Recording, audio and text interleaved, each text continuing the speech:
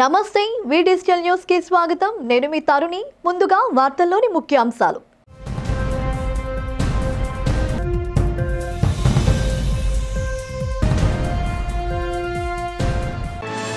సింహాచలం శ్రీ వరహాలక్ష్మి నరసింహస్వామి వారిని దర్శించుకున్న Calcutta high court judge justice Ananya Bandopadhyay ఆలయ మర్యాదలతో స్వాగతం పలికి వేద ఆశీర్వచనం చేసిన వేద పండితులు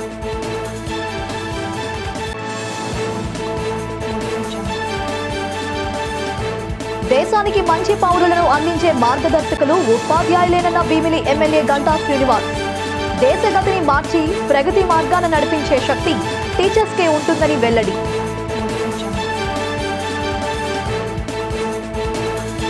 తిరుపతి లడ్డూ వ్యవహారంపై సంచలన వ్యాఖ్యలు చేసిన ఎమ్మెల్సీ బొత్స సత్యనారాయణ లడ్డూ కల్తీపై ఉన్నత స్థాయి విచారణకు ఆదేశించేందుకు ముఖ్యమంత్రి చంద్రబాబు భయపడుతున్నాడని విమర్శ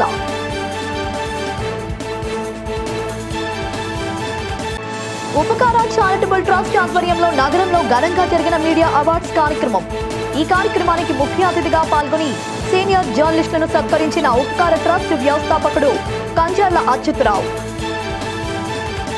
ఇక వివరాలు చూస్తే సింహాచలం శ్రీ వరహాలక్ష్మి నరసింహస్వామి వారిని high court of Calcutta judge justice Ananya Bandopadhyay దర్శించుకున్నారు ఈ సందర్భంగా ఆమెకు ఆలయ సహాయ కార్యనిర్వహణ అధికారి ఎన్ ఆనంద్ కుమార్ ఆలయ అర్చకులు పర్యవేక్షణ అధికారి సునీల్ నాదాశ్వర్ వేద మంత్రాలతో స్వాగతం పలికారు అనంతరం ముందుగా కప్పస్తంగం ఆలింగనం చేయించి స్వామివారి దర్శనం అనంతరం స్వామివారి శేష వస్త్రంతో సత్కరించి వేద పండితులచే వేద ఆశీర్వచనం అందచేశారు తదుపరి స్వామివారి ప్రసాదాలను ఆమెకు అందచేశారు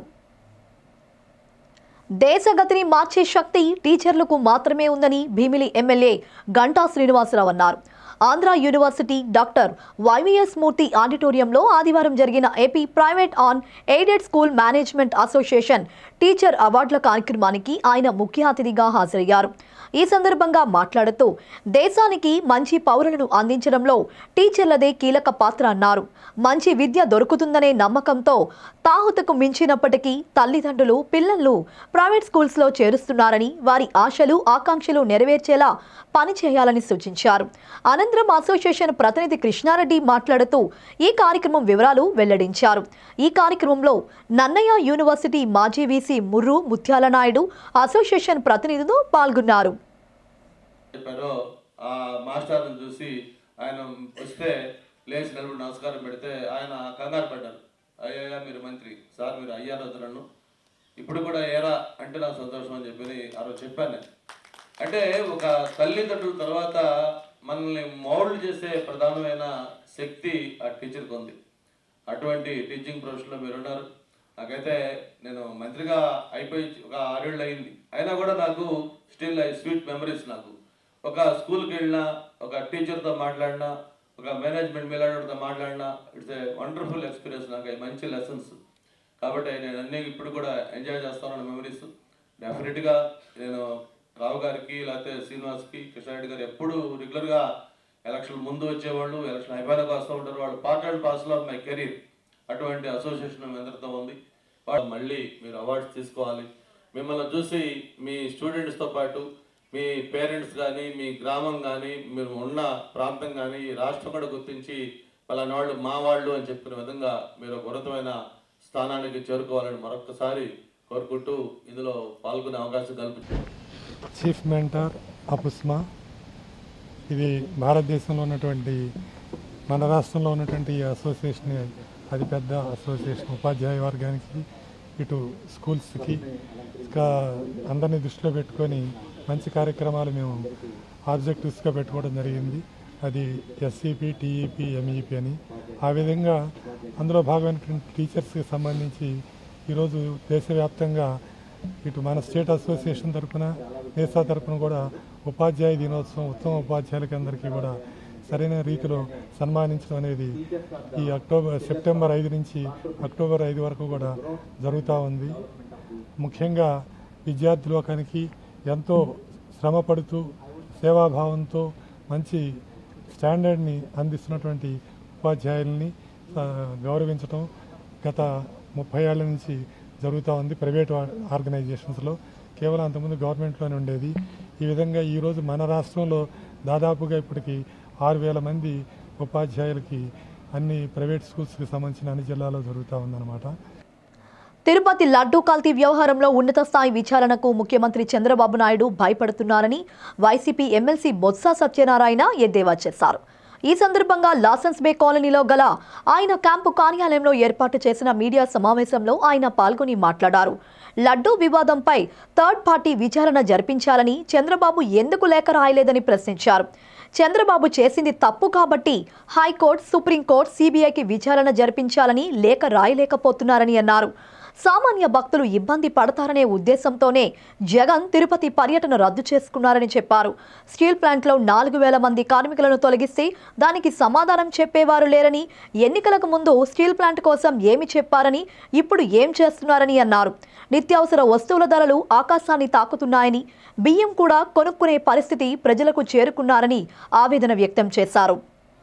ప్రసాదంలో వాడే నెయ్యిలో కల్తీ జరిగింది, కానీ ఎక్కడ జరిగిందో నాకు తెలియదు, ఎలా జరిగిందో నాకు తెలియదు అని చెప్పిన మాట చూస్తే జాలి వేస్తుంది. నిజంగా మీరు ముఖ్యమంత్రి, ఈ రాష్ట్రాన్ని పరిపాలిస్తుంది మీరా ఇంకెవరైనా అని. నిన్నటి రోజున మా నాయకుడు జగన్మోహన్ రెడ్డి గారు సాక్షాత్తు ప్రత్యక్షంగా తిరుపతి వెళ్లి వారిని దర్శించుకొని, వారిని ప్రార్థించుకొని, ప్రజల్ని చల్లగా చూడమని చెప్పి కోరడానికి వెళ్దామని నిన్న ప్రయత్నం చేస్తే చూసాం దీనికి పర్మిషన్ లేదు, ఆయన వెనకాల మీరు ఎవరు వెళ్ళడానికి వీల్లేదు అని సాక్షాత్తు పోలీస్ శాఖ, పోలీసు అధికారులు ఇచ్చిన నోటీస్. మళ్ళీ ఆయన అంటాడు ఎవరు వద్దన్నారు, వెళ్ళొద్దన్నారు అంటారు. అంటే చట్టం పట్ల నీకు గౌరవం ఉందా లేదా? లేదు. నీ అధికారులు నీ చెప్పు చేతుల్లో ఉన్నారా లేదా? ఏంటిది ఈ గందరగోళం? నేను రాష్ట్రంలో 3 దఫాలుగానే 15 సంవత్సరాల మంత్రిగా ఉన్నాను. ప్రభుత్వంలో వ్యక్తులు ప్రతి అంశాన్ని సున్నితంగా తీసుకుంటూ ఆలోచన చేస్తూ ప్రజలకు ఏ విధమైన ఇబ్బందులు కలగకుండా చూసుకోవాల్సిన బాధ్యత ప్రభుత్వాల్లో ఉన్న నాయకులది, అలాగే ప్రతిపక్షాలు. పూడిమడక సముద్ర తీరంలో మెకనైజ్డ్ బోటు ఇంజిన్లో మంటలు చెలరేగడంతో బోటు దగ్ధమైంది.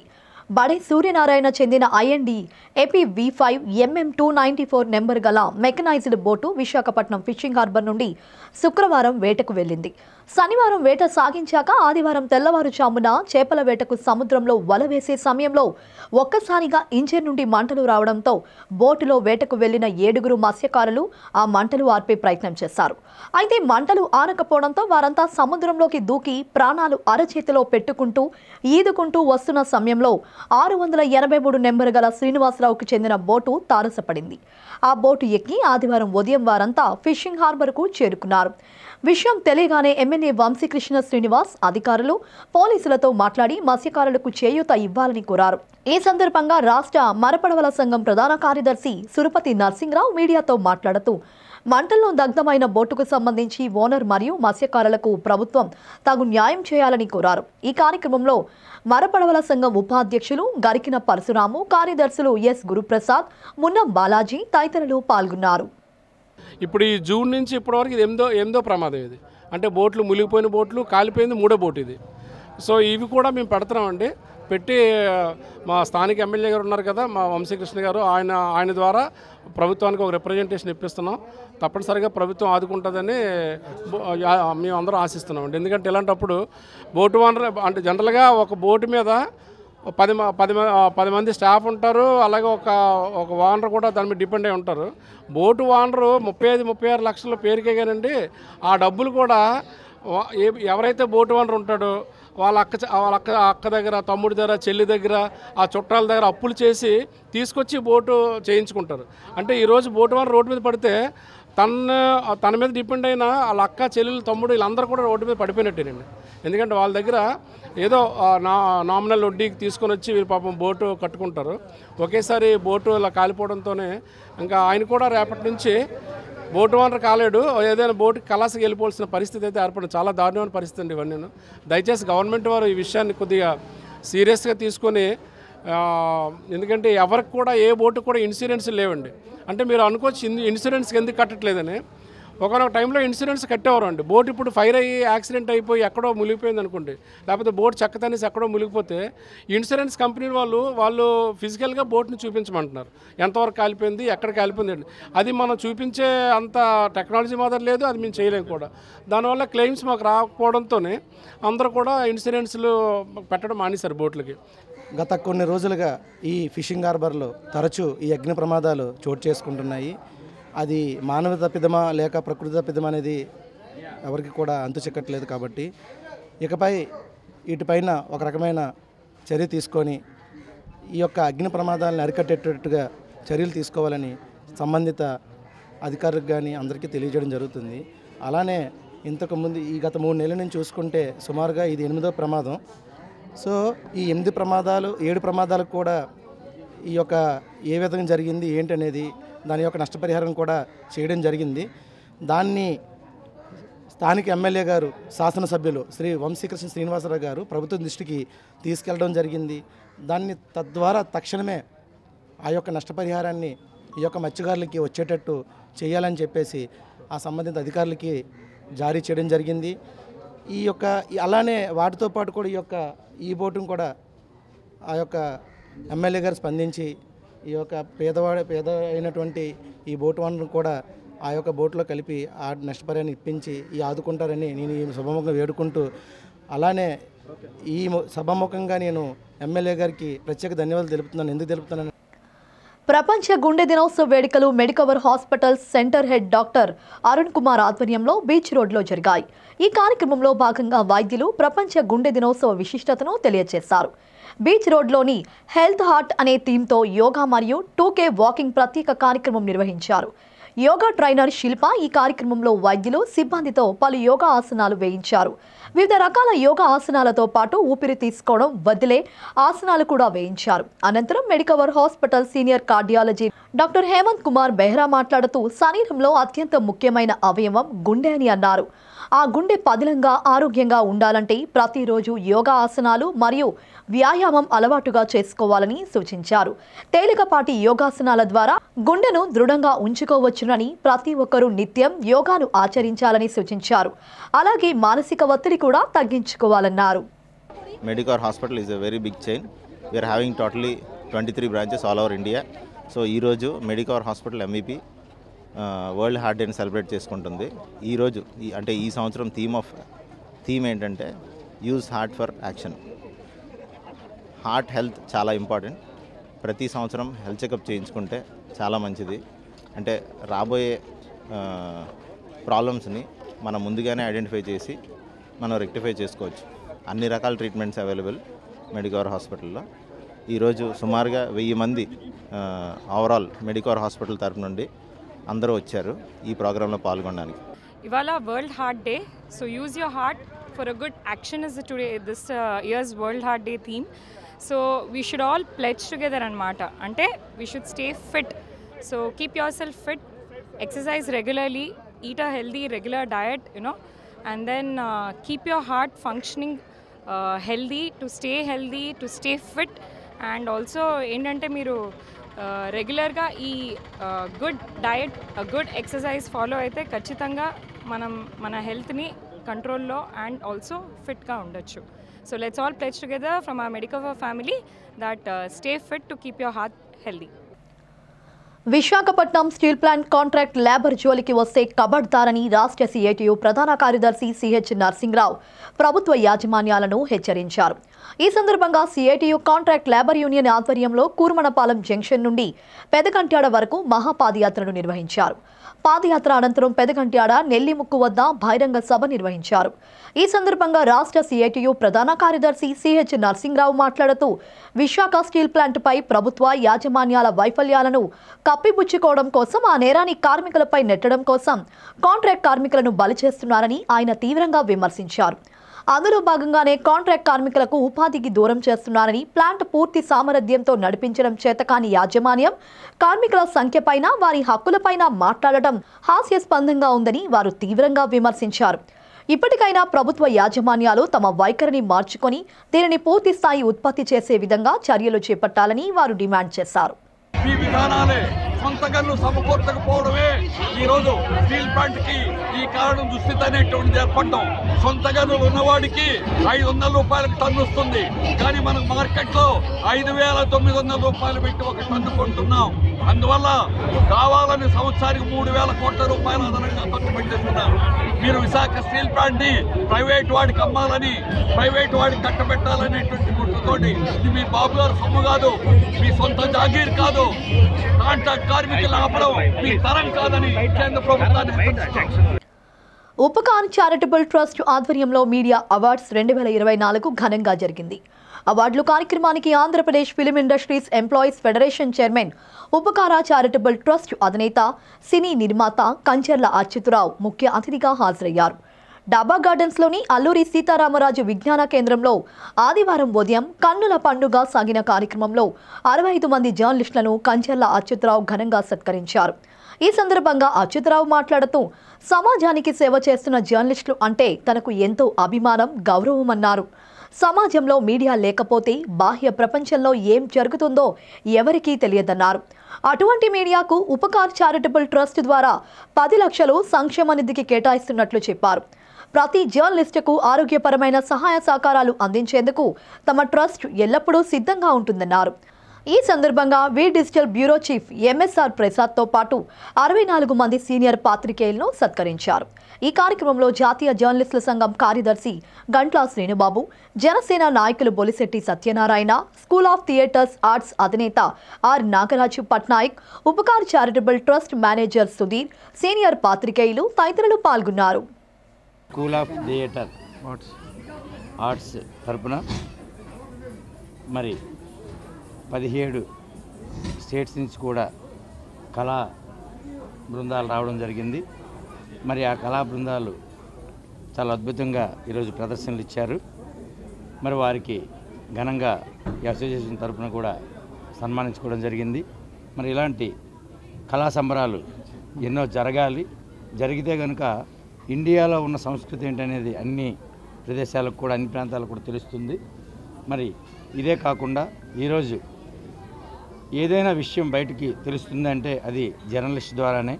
మరి అలాంటి జర్నలిస్టులు ఈరోజు ఎంతో కష్టపడి వాళ్ళ యొక్క శ్రమని, వాళ్ళ యొక్క సమయాన్ని, వాళ్ళ యొక్క ఆరోగ్యాన్ని వాళ్ళు ఉపయోగించి ఈరోజు పబ్లిక్కి ఎంత సేవ చేస్తున్నారు. మరి అలాంటి వాళ్ళకి ఒక గుర్తింపు రావాలి, గుర్తింపు ఉండాలన్న ఒక ఆలోచనతో ఏదో చిరు సత్కారం చేస్తే వాళ్ళకి ఈ యొక్క యాంగ్జైటీ అనేది ఉంటుందన్న ఒక ఆలోచనతో మా యొక్క ఉపకార్ చారిటబుల్ ట్రస్ట్ అలాగే ఎస్ఎస్ఆర్ఎస్ క్రియేషన్స్ ద్వారా మేము వారికి అవార్డులు ఇవ్వడం జరిగింది, వాళ్ళని సన్మానించుకోవడం జరిగింది. ఇది ఎంతో అదృష్టంగా నేను భావిస్తూ ఉన్నాను.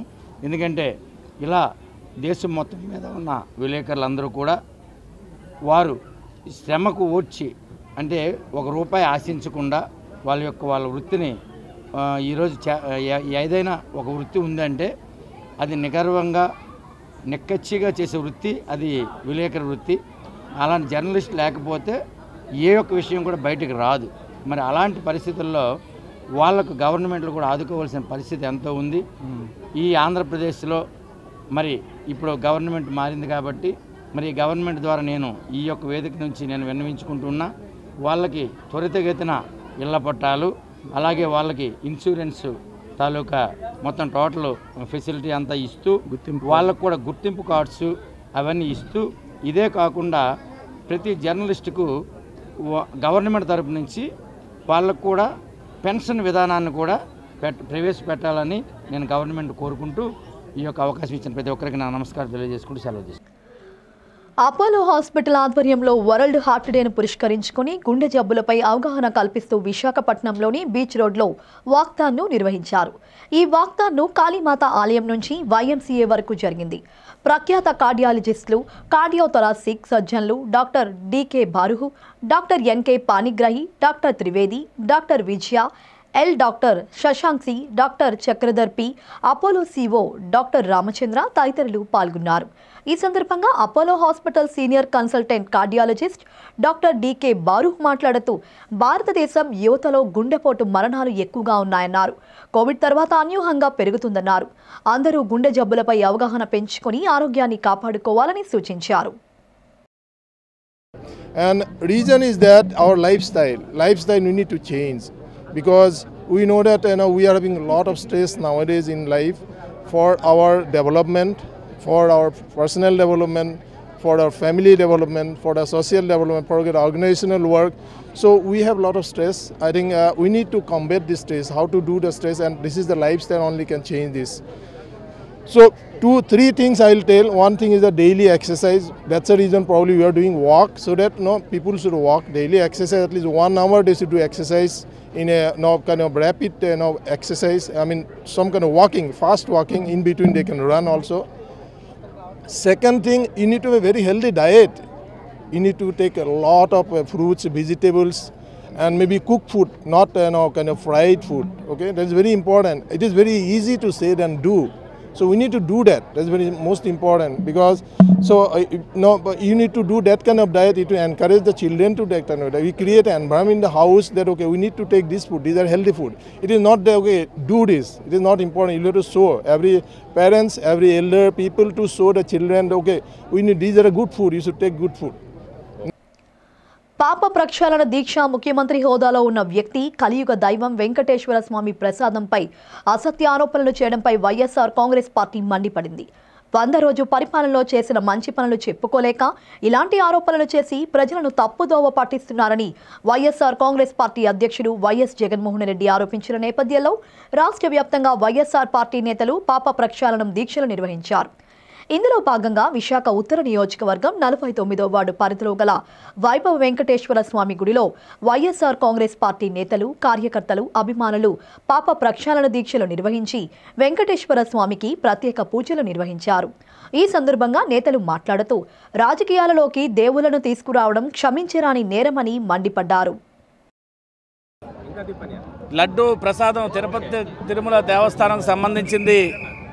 మరి ముఖ్యమంత్రి చంద్రబాబు నాయుడు గారు ఆరోపణలు చేశారో ఆ ఆరోపణలు నిరాధారమైన ఆయనకు తెలిసినా కూడా మరి శ్రీవారి భక్తులు మన రాష్ట్రంలోనే కాదు, దేశంలోనే కాదు, ప్రపంచవ్యాప్తంగా ఉన్న భక్తులందరూ కూడా మనోభావాలు దెబ్బతినే విధంగా మరి ఈనాడు చంద్రబాబు నాయుడు ముఖ్యమంత్రిగా ఉంటూ కూడా మరి దేవుడి మీదే రాజకీయం చేసే వ్యక్తి, అంత నీచ రాజకీయం చేసిన ముఖ్యమంత్రి చంద్రబాబు నాయుడు గారికి మా నాయకుడు జగన్మోహన్ రెడ్డి గారు ఒకటే చెప్పారు, సిబిఐతో దర్యాప్తు చేయించు, లేకపోతే సుప్రీంకోర్టులో జడ్జి గారితోనే దర్యాప్తు చేయించాలి తప్ప, ఎందుకంటే మామూలు ఆషామాషి కాదు, సాక్షాత్తు శ్రీ వెంకటేశ్వర స్వామి గారు కాబట్టి దయచేసి సిబిఐతో దర్యాప్తు చేయమని చెప్పి మరి ఏదైతే మా జగన్మోహన్ రెడ్డి గారు చెప్పారో మరి దానికి ఈ పక్షాలకి అందరం కూడా పార్టీ రాష్ట్రమంతా చేయాలని మా నాయకుడు జగన్మోహన్ రెడ్డి గారు పిలుపుకు ఈరోజు నార్త్ ఉత్తర నియోజకవర్గం కేకే రాజు గారి ఆదేశాల మేరకు ఇక్కడ చేయడం జరుగుతుంది. మరి ఏదైతే నిన్న జగన్మోహన్ రెడ్డి గారికి వెళ్లకుండా ఆపడం చాలా అన్యాయం. ఎందుకంటే ఓ మతం కులం పేరు పెట్టి ఆధారంగా ఆయన చేయడం మరి ముఖ్యమంత్రిగా ఆయనకి కరెక్టా లేదా అనేది ఆయనే తెలుసుకోవాలి. ఇదంతా ప్రజలంతా ఈ 100 రోజుల పాలన డైవర్ట్ చేయడానికి ఇవన్నీ చేస్తున్నారు, ప్రజలకు కూడా తెలిసిపోయింది.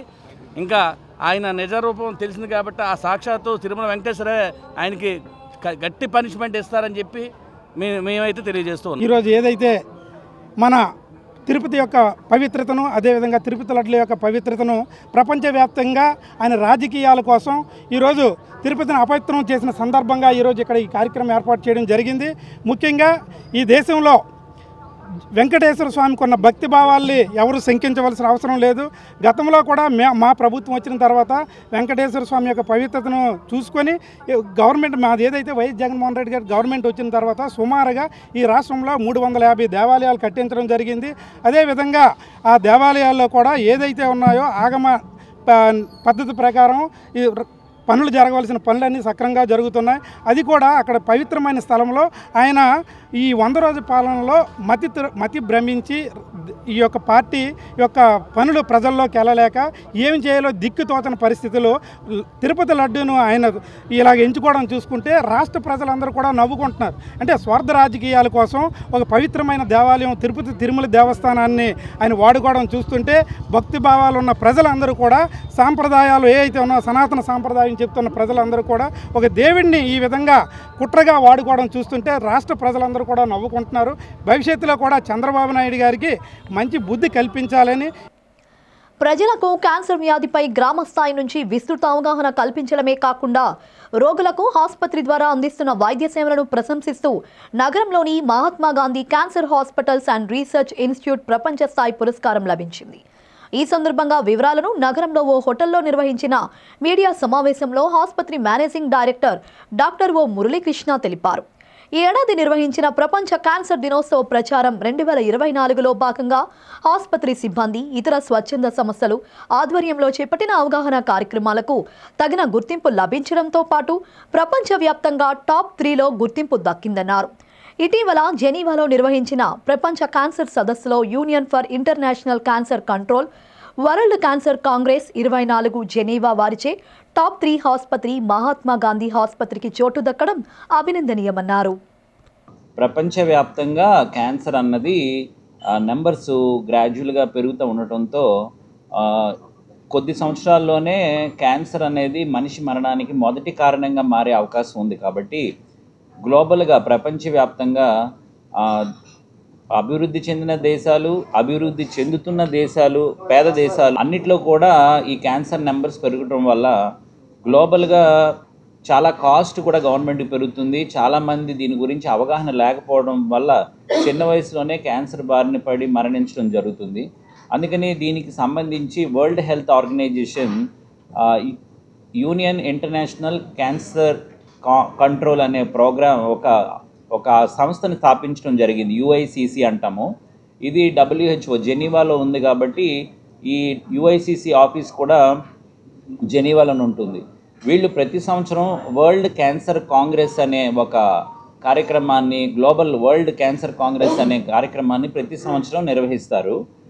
దీంట్లో ముఖ్యంగా ఏంటంటే క్యాన్సర్ గురించి అవగాహన ప్రజల్లో కల్పించడం, క్యాన్సర్ని తొలి దశలో గుర్తించి మనుషుల ప్రాణాలను కాపాడడానికి ప్రపంచవ్యాప్తంగా ఉన్న గవర్నమెంట్స్ అందరికీ అడ్వకేట్ చేసి ఎటువంటి రీసోర్సెస్ ఇస్తే ప్రజలకి, పేదవాళ్ళకి క్యాన్సర్ తాలూకా చికిత్సలు కానీ టెస్టులు కానీ అందుబాటులో ఉంటాయనేది అడ్వకేట్ చేయటం అనేది ఈ వరల్డ్ క్యాన్సర్ కాంగ్రెస్ UICC తాలూకా ముఖ్య ఉద్దేశం అన్నమాట.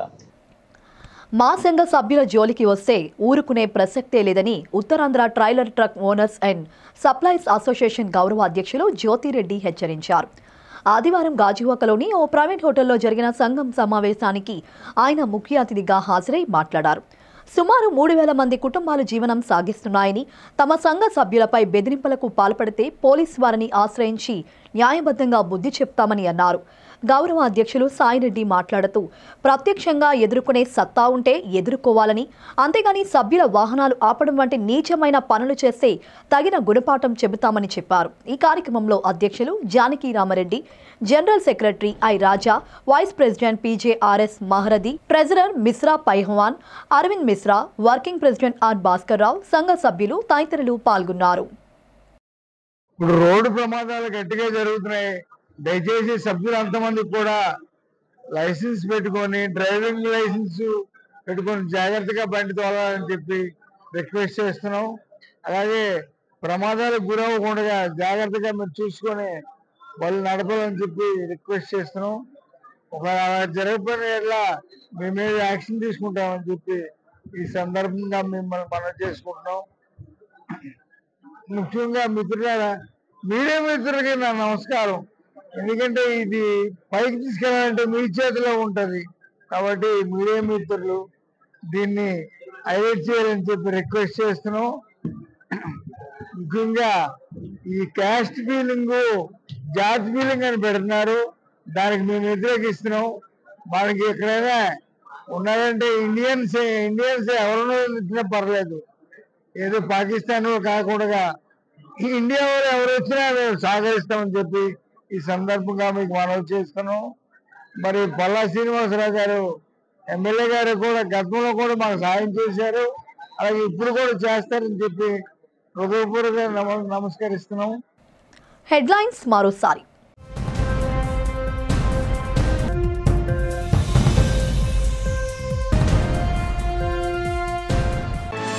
సింహాచలం శ్రీ వరాహలక్ష్మి నరసింహస్వామి వారిని దర్శించుకున్న Calcutta high court judge justice Ananya Bandyopadhyay.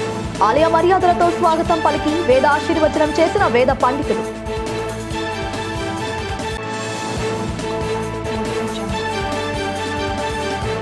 దేశానికి మంచి పౌరులను అందించే మార్గదర్శకులు ఉపాధ్యాయులేనన్న భీమిలి ఎమ్మెల్యే గంటా శ్రీనివాస్.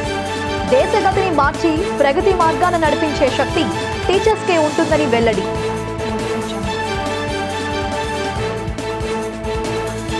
తిరుపతి లడ్డూ వ్యవహారంపై సంచలన వ్యాఖ్యలు చేసిన ఎమ్మెల్సీ బొత్స సత్యనారాయణ లడ్డూ కల్తీపై ఉన్నత స్థాయి విచారణకు ఆదేశించేందుకు ముఖ్యమంత్రి చంద్రబాబు భయపడుతున్నాడని విమర్శ.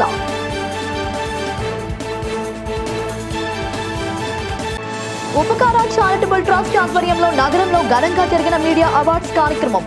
ఈ కార్యక్రమానికి ముఖ్య అతిథిగా పాల్గొని సీనియర్ జర్నలిస్టులను సత్కరించిన ఉపకార ట్రస్ట్ వ్యవస్థాపకుడు కంచర్ల అచ్యుతరావు. ఇవి ఇప్పటి వరకున్న అప్డేట్స్. మరిన్ని అప్డేట్స్ కోసం చూస్తూనే ఉండండి వి డిజిటల్ న్యూస్.